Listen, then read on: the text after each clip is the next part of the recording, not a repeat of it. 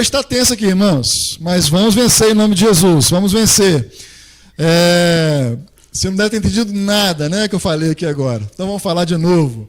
Nós já fizemos aqui, já louvamos a Deus, já oramos pela sua vida, já fizemos aqui a parte do dízimo, da oferta também, oramos pela sua sementeira aí, pela sua casa, tá? Eu queria pedir você um feedback aí para nós saber, da nossa equipe que está saber se está chegando. Está chegando aí? Está chegando para você? Manda um joinha aí, manda um glória a Deus aí, um aleluia, um coraçãozinho, uma mãozinha de oração, né?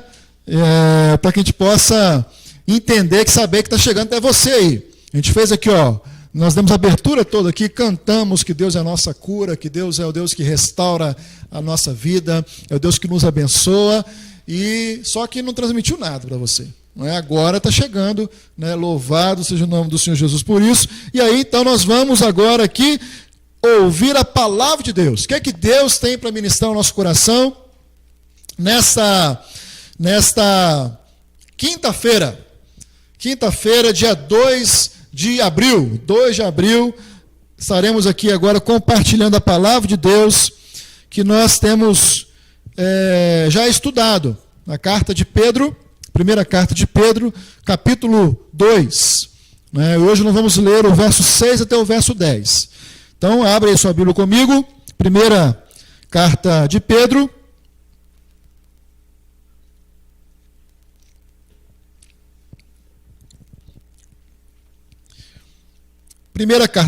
capítulo 2, no verso 6 em diante. Mantenha aí a sua Bíblia aberta, tá? Mantenha a sua Bíblia aberta aí.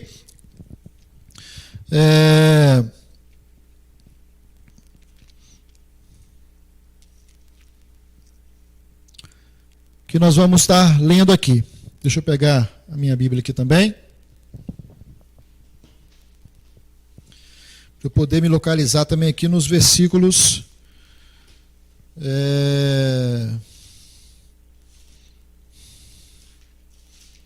anteriores.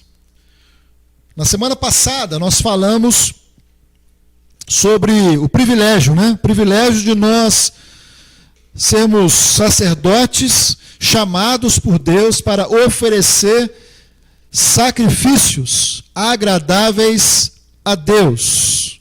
Sacrifícios agradáveis a Deus.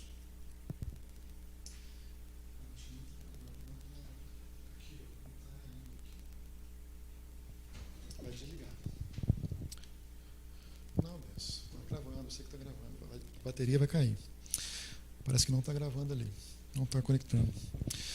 Vamos lá.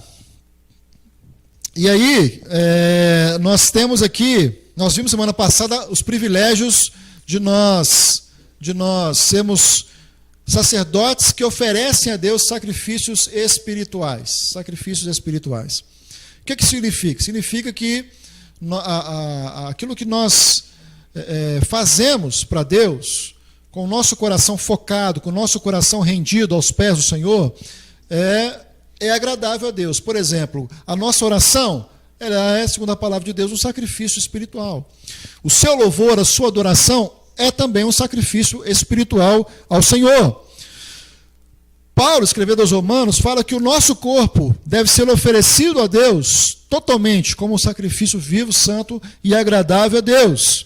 As nossas obras também são realizadas em Cristo, são também sacrifícios agradáveis. E, claro, até mesmo as pessoas que nós evangelizamos e trazemos aos pés do Senhor também são considerados pela palavra de Deus, segundo o apóstolo Paulo, como sacrifícios, aromas agradáveis ao Senhor. E aí, o autor aqui, Pedro, ele fala para nós o seguinte, que o nosso sacrifício ele precisa ser agradável. É claro, se ele coloca a palavra aqui agradável, significa que o sacrifício pode ser desagradável a Deus. E aí nós lembramos o caso de Caim, por exemplo, que ofereceu a Deus um sacrifício desagradável. Deus não se agradou nem do sacrifício dele e nem da oferta de Caim. Portanto, a nossa adoração ela precisa ser agradável, ela precisa fluir como aroma agradável ao Senhor Jesus. Pedro, então, ele ressalta aqui que os nossos sacrifícios são feitos através de Cristo Jesus. É através do Senhor que nós podemos oferecer a Deus o melhor sacrifício. Hoje, então, nós vamos dar sequência aqui ao texto para podermos falar acerca da mensagem de hoje que Deus colocou no nosso coração, nessa sequência aqui, que fala sobre a diferença.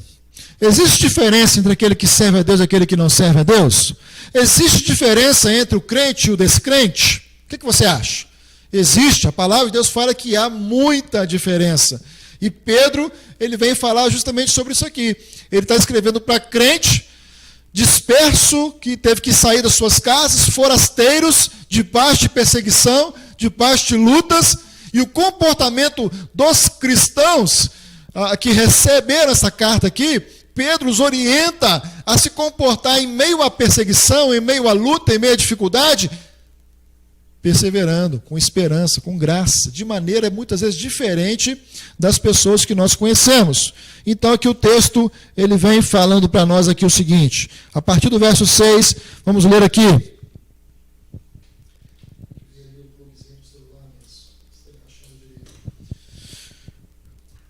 Pois isto está na Escritura. Pedro começa falando aqui. Pois isso está na Escritura. E aqui a ênfase dele, não precisa segurar. A ênfase dele é o quê? É sobre Isaías. Ele fala aqui acerca de Isaías. Eis que ponho em Sião uma pedra angular, eleita e preciosa, e quem nela crer não será de modo algum envergonhado. Para vós outros, portanto, os que credes, é a preciosidade. Mas para os descrentes, a pedra que os construtores rejeitaram, essa veio a ser a principal pedra angular, e pedra de tropeço e rocha de ofensa. São estes os que tropeçam na palavra, sendo desobedientes para o que também foram postos. Vós, porém, sois raça eleita, sacerdócio real, nação santa, povo de propriedade exclusiva de Deus, a fim de proclamardes as virtudes daquele que vos chamou das trevas para a sua maravilhosa luz.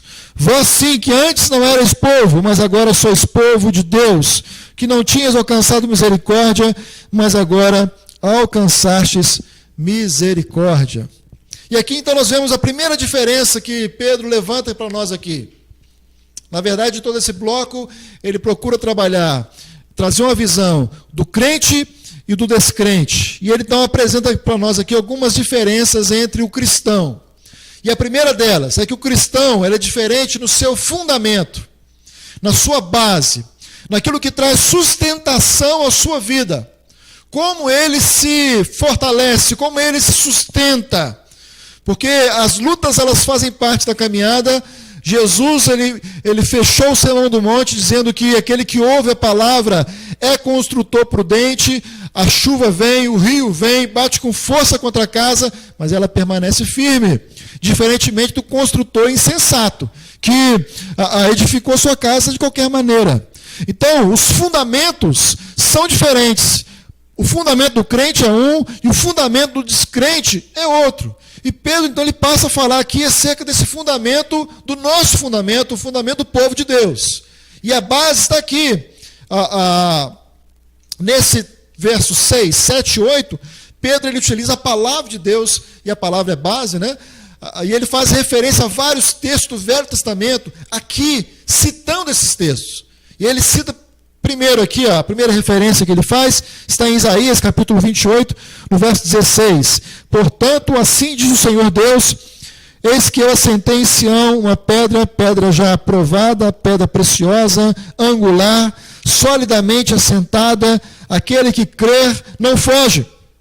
E aí Pedro vira e fala, né, no nosso texto, pois isto está na Escritura, eis que ponho em Sião uma pedra angular, eleita e preciosa, e quem nela crer não será de modo algum envergonhado. É interessante observar que neste versículo aqui de Isaías, a ênfase colocada sobre a pedra solidamente assentada, ela enfatiza aqui,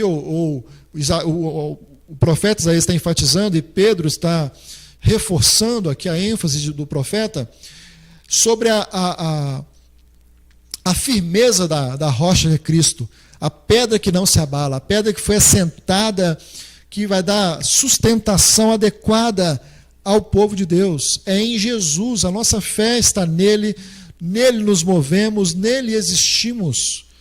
Tudo é dele, tudo é do Senhor, a sua vida está pautada, ou precisa estar embasada nele.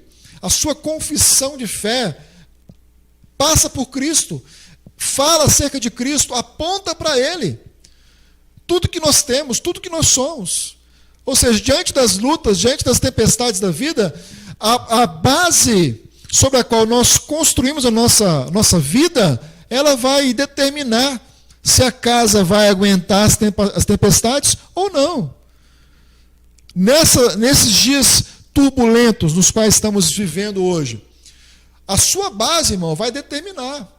A sua base vai determinar se você de fato é um cristão que tem seguido a Deus, servido ao Senhor, se apoiado nele ou não. E aí, qual a ideia? A ideia é que Pedro, inclusive, já trabalhou aqui atrás sobre isso, é que Jesus ele é a pedra angular, a pedra principal do edifício, e nós também, unidos a ele, somos pedras também que vivem. Somos edificado casa espiritual, ou seja, a habitação de Deus. Deus levantando, nesse momento, um edifício, né, ele começou a fazer uma boa obra, ele está edificando uma habitação para que ele possa habitar para todo sempre. Nós somos essa habitação, somos morada de Deus. Paulo, escrevendo aos Coríntios, fala no capítulo 3, no verso 11, porque ninguém pode lançar outro fundamento além do que foi posto, o qual é Jesus Cristo. Efésios capítulo 2, verso 19, ele fala assim: já não sois estrangeiros e peregrinos, mas concidadãos dos santos, sois da família de Deus, edificados sobre o fundamento dos apóstolos e profetas, sendo ele mesmo, Cristo Jesus, a pedra angular, no qual todo edifício bem ajustado cresce para santuário dedicado ao Senhor, no qual também vós juntamente estáis sendo edificados para a habitação de Deus no Espírito. Coisa maravilhosa, irmãos, podemos ter essa visão aqui desse edifício sendo edificado pela mão do próprio Deus.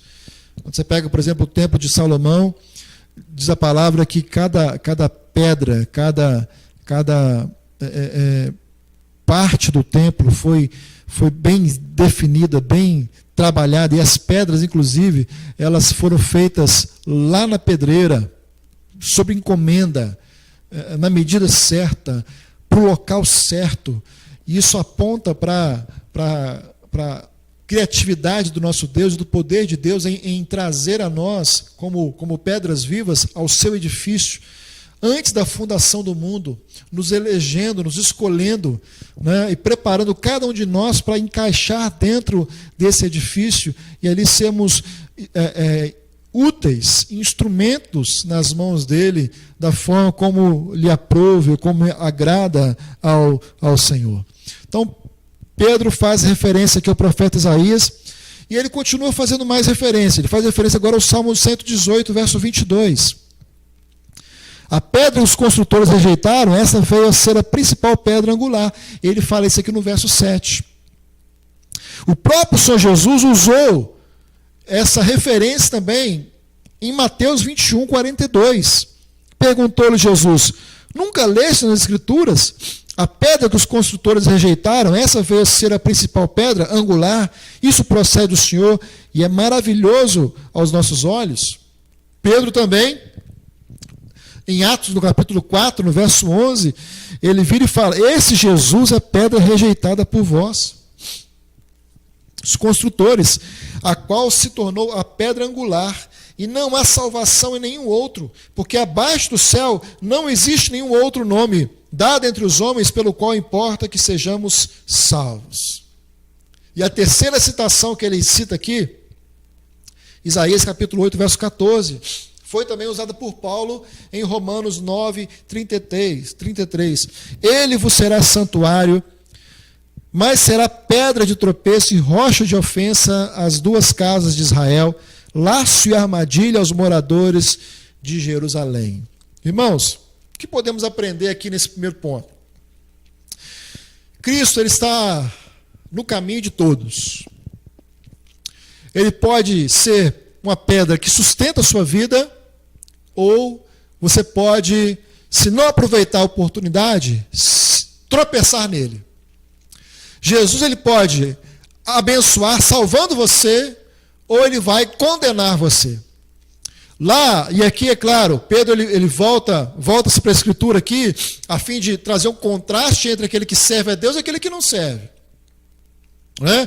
E ele então aponta o quê? Aponta para os cristãos que têm Cristo como base. A ideia é que esse crente que confia no Senhor, ele faz do Senhor a sua esperança, a sua confiança.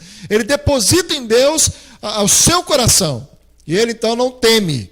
Ele descansa, ele confia, mesmo em meio à prova, em meio às perseguições que esse povo aqui estava enfrentando naquele tempo lá. Como isso serve para nós hoje? A palavra ela é viva, né, e eficaz. Como é bom sabermos que Deus sustenta a nossa vida, que Deus protege a nossa vida, que Deus nos guarda com o seu poder. E aí, no glorioso dia, naquele dia onde Jesus voltará para buscar a sua igreja, e aí nós sabemos o quê? Sabemos que nesse dia vai haver a separação, vai ficar visível, vai ficar notória a separação entre aquele que serve a Deus e aquele que não serve ao Senhor. E aqui Pedro fala acerca disso exatamente, que no dia do julgamento aqui os cristãos vão ser aqui fortalecidos, né, identificados como aqueles que se fortaleceram em Deus, daqueles que não confiaram em Deus para a sua segurança, né? Não confiaram no Senhor. E aí nós aprendemos essa primeira lição que aprendemos aqui. A base ela tem diferença. Aquilo que aonde você confia, aonde você se apoia, fará toda a diferença. Cristo é a base adequada. Cristo é a base que nós precisamos ter na nossa vida para conseguirmos sermos mais que vencedores e vitoriosos na presença do Senhor. Segunda lição aqui, segunda diferença que o cristão tem para o descrente, apontada por Pedro aqui, é acerca da nossa identidade. Ele passa então agora a falar da nossa identidade como servos de Deus. Verso 9, ele fala assim, ó: vós, porém, sois raça eleita, sacerdócio real, nação santa, povo de propriedade exclusiva de Deus. Coisa maravilhosa. Pedro, então, ele elenca aqui para nós algumas imagens dessa identidade. E a primeira que ele fala aqui é essa: vocês são raça eleita. Raça eleita. E toma aqui emprestada aqui a profecia de Isaías. No capítulo 43, no verso 20, parte B e 21. Ao meu povo, ao meu escolhido, ao povo que formei para mim, para celebrar o meu louvor. Celebrar o meu louvor. Pedro vê os crentes como o corpo de Cristo, como a igreja. Assim como Deus escolheu Israel dentre as nações, Ele também nos escolheu. Fomos um povo exclusivo de Deus, escolhido por Deus entre todas as nações da terra. Todos os povos. Eu fico imaginando aquela visão que João teve em Apocalipse, quando ele viu diante do trono a multidão que ninguém podia enumerar, de todos os povos, tribos, línguas, nações, diante do Cordeiro de Deus. Esta é a visão que nos aguarda, é a realidade que acontecerá com todo aquele que tem Cristo como base, aquele que se identificou em Cristo Jesus, e Cristo o comprou e passou a fazer parte do povo de Deus.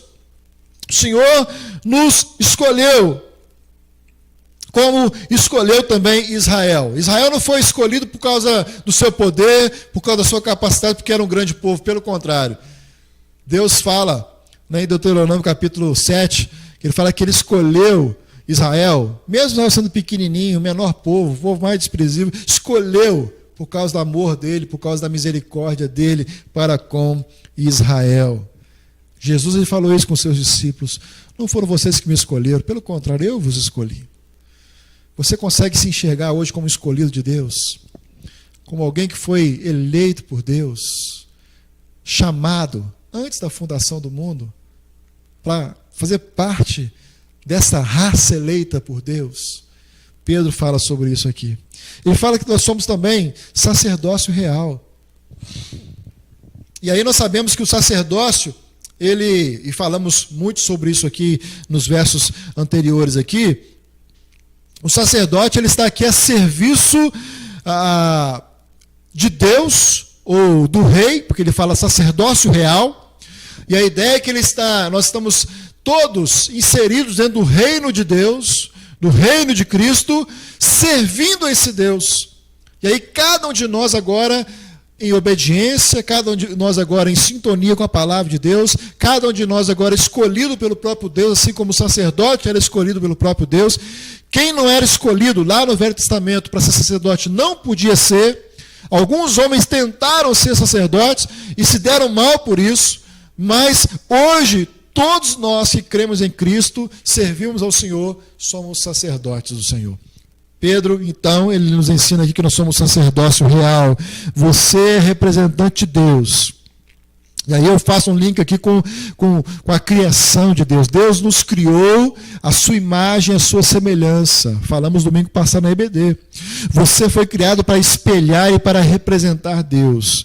E assim, aqui também é o papel do sacerdote. Você foi chamado por Deus para comparecer, se achegar a Jesus como nosso grande sumo sacerdote, e ali na comunhão com o Pai, né, interceder por você, pela sua vida, pela sua família, pelos seus amigos, e você representar Deus também aqui nessa terra.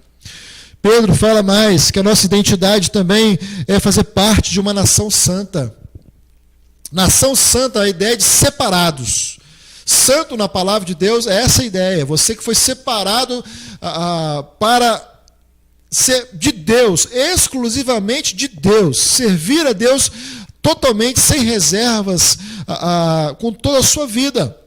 Pedro, ele retrata o povo de Deus aqui como uma nação santa, que significa um povo tirado dentro de um outro povo para ser separado especificamente para o serviço do Senhor Jesus.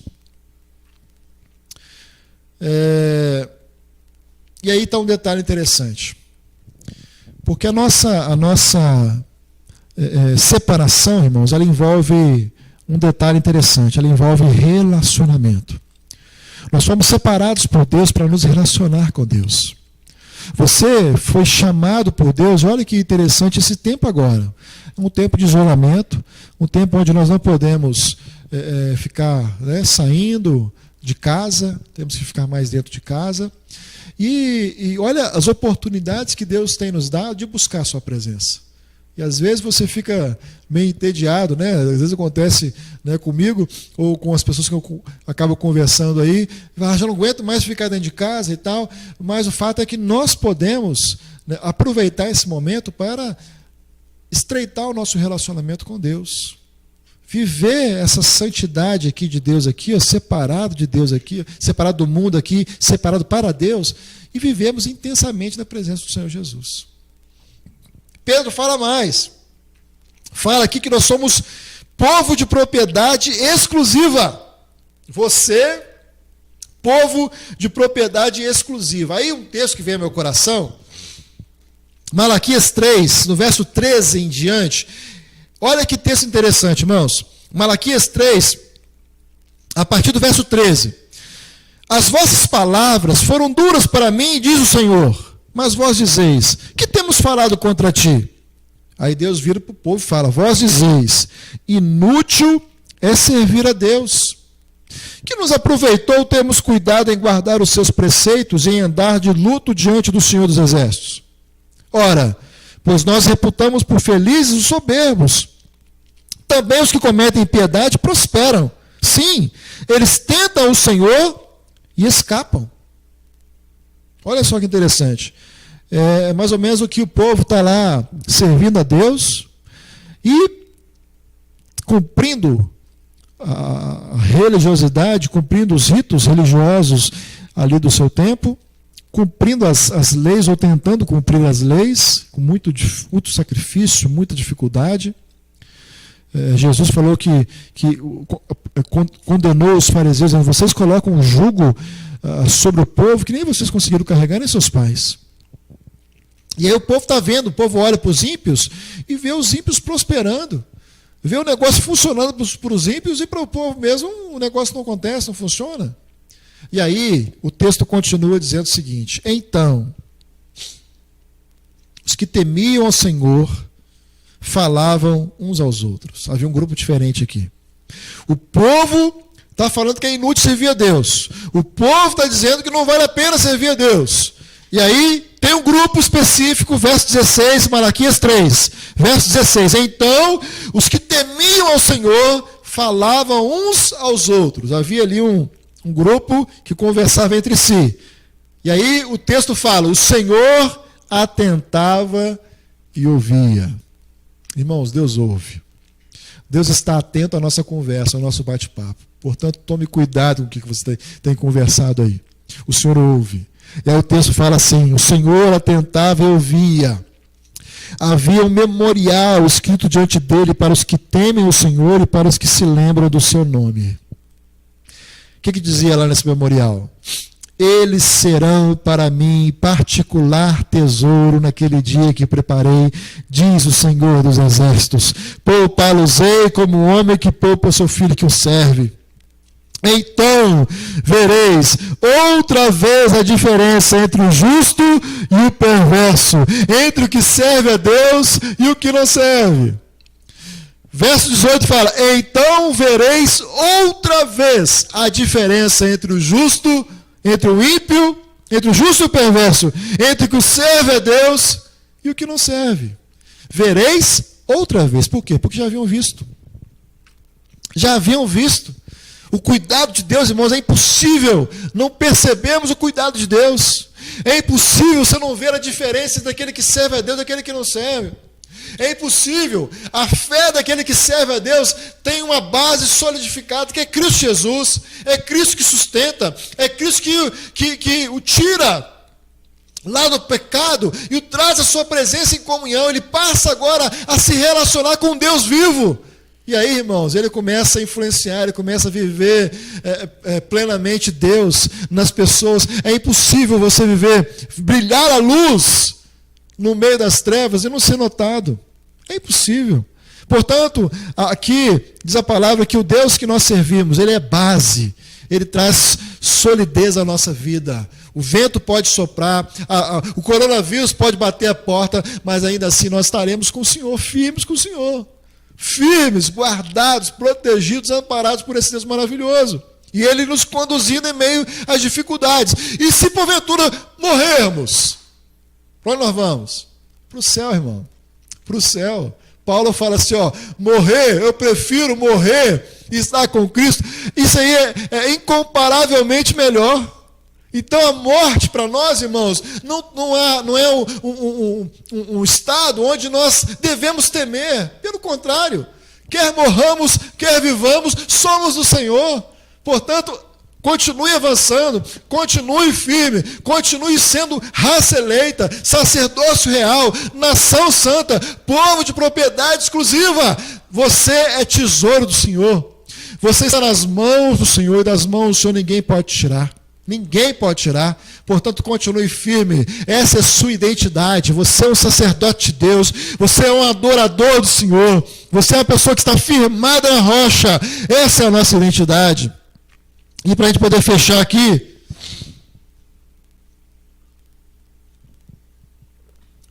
a última diferença do cristão apontada aqui para nós nesse texto: o cristão tem uma missão muito especial e específica.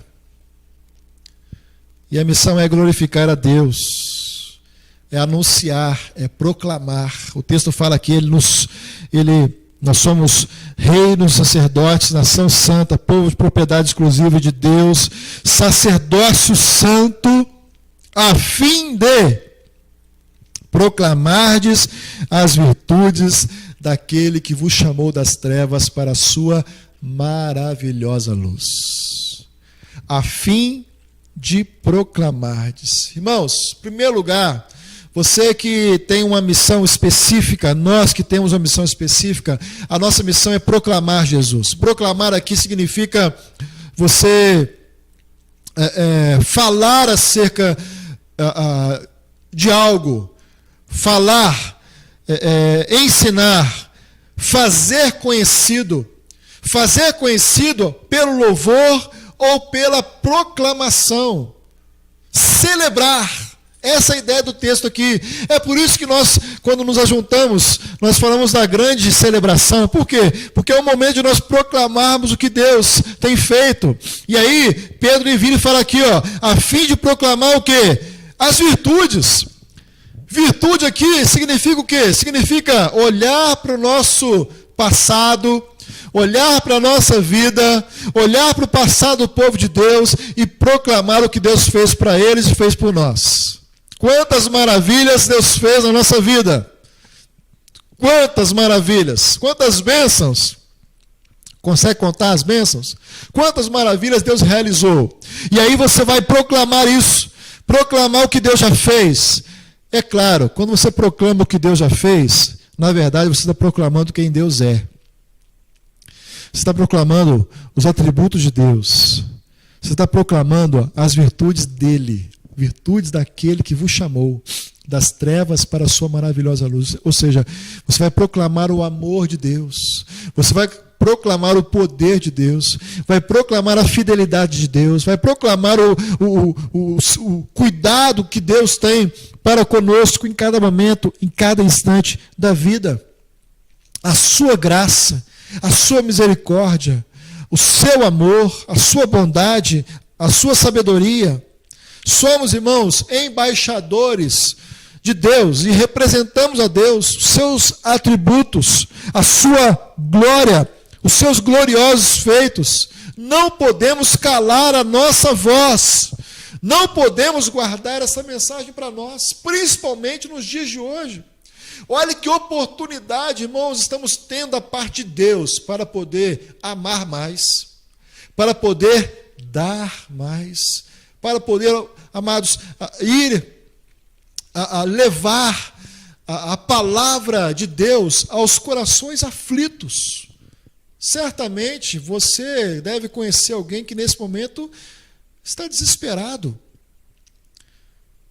E olha que aqui no Brasil estamos ainda no começo dessa tormenta, né, desse vento forte, temporal.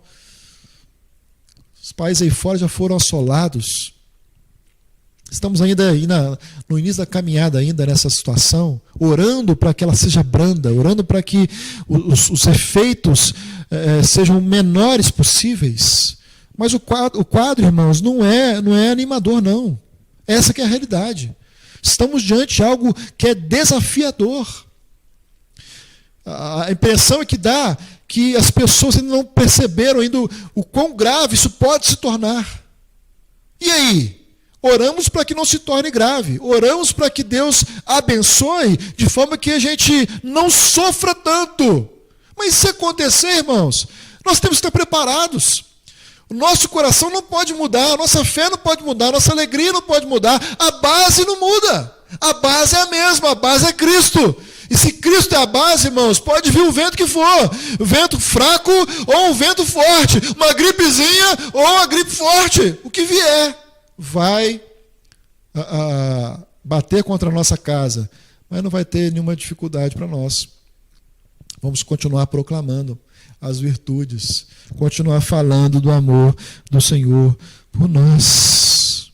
E o texto fala, nós não estamos mais nas trevas, somos o povo da luz, o povo que anda na luz, o povo que fala acerca da luz do Senhor, e onde essa luz chega, ela abençoa, ela transforma, ela ilumina, ela traz paz, ela aponta a direção.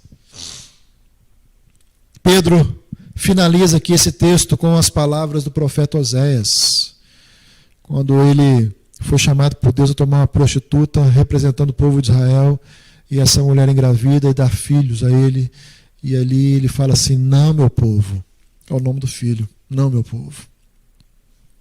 Pedro, então, ele fecha dizendo: vós sim que antes não eres povo, mas agora sois povo de Deus, que não tinhas alcançado misericórdia, mas agora alcançastes misericórdia. Pedro faz aqui um forte contraste entre o nosso passado e o nosso presente. Não éramos povo de Deus, mas agora somos povo, propriedade exclusiva do Senhor. Não éramos aqui nem chegado de Deus. Hoje nós podemos nos relacionar com o Senhor.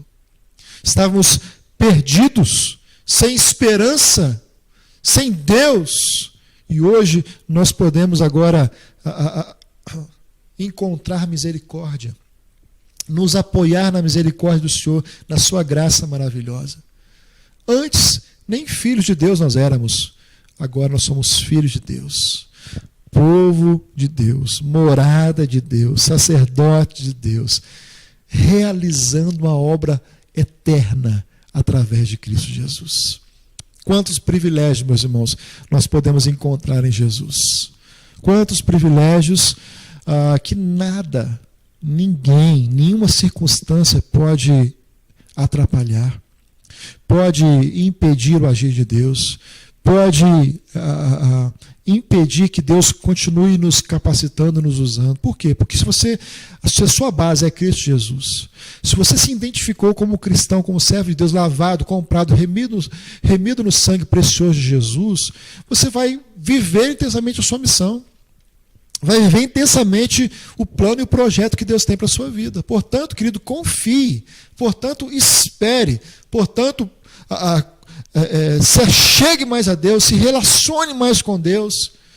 Isso fará toda a diferença. Jesus abençoe o seu lar, a sua casa, de forma exponencial, de forma maravilhosa. Essa é a nossa oração. Domingo que vem, com a graça do Senhor, às 9 da manhã, estaremos novamente juntos e também às 19 horas, celebrando, adorando o nosso Deus. Jesus o abençoe. Fique na paz do Senhor.